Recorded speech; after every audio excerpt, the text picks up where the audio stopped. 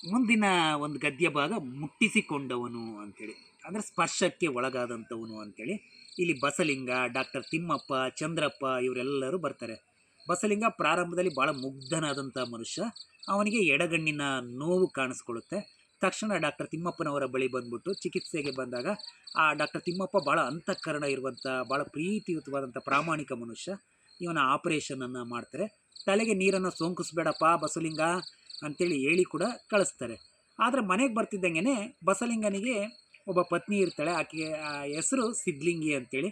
ಏ ಆ ಡಾಕ್ಟರ್ ತಿಮ್ಮಪ್ಪ ವಲಯ ಜಾತಿಯವರು, ಅವ್ರ ಹತ್ರ ನೀನು ಆಪ್ರೇಷನ್ ಮಾಡಿಸ್ಕೊಂಡ್ಬಿಟ್ಟಿದೆಯಲ್ಲ ಅಂತೇಳಿ ಹೇಳ್ತಾಳೆ. ಅಂದರೆ ಒಂದು ಮುಗ್ಧವಾದ ಮನಸ್ಸಿನಲ್ಲಿ ಒಂದು ಜಾತಿ ಎನ್ನುವಂಥ ವಿಷದ ಬೀಜ ಹೇಗೆ ಬಿತ್ತನೆ ಆಗ್ತಾ ಹೋಗುತ್ತೆ. ನಂತರ ಅವನು ಸ್ನಾನವನ್ನು ಮಾಡ್ತಾನೆ, ಅವನ ಕಣ್ಣನ್ನು ಕಳ್ಕೊಳ್ತಾನೆ. ಮುಂದೆ ಸ್ವಲ್ಪ ದಿನಕ್ಕೆ ಬಲಗಣ್ಣಿನಲ್ಲೂ ಕೂಡ ನೋವು ಕಾಣಿಸ್ಕೊಳ್ಳುತ್ತೆ. ಆಗ ಬೇರೆ ಬೇರೆ ವೈದ್ಯರ ಹತ್ರ ತೋರಿಸ್ಕೊಂಡಾಗ ಆ ಬಲಗಣ್ಣಿನ ನೋವು ಇನ್ನೂ ಜಾಸ್ತಿ ಆಗ್ತಾ ಹೋಗುತ್ತೆ.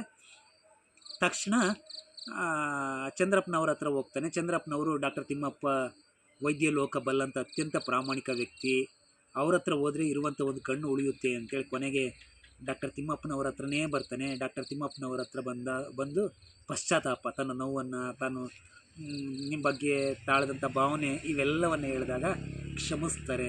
ಮತ್ತು ಆ ಎರಡು ಜೀವಗಳು ಒಂದಾಗುವಂಥ ಭಾಳ ಅಂತಃಕರಣ ಇರುವಂಥ ಕತೆ ಮುಟ್ಟಿಸಿಕೊಂಡವನು. ಇದನ್ನು ಬರೆದಂಥವ್ರು ಪಿ ಲಂಕೇಶು.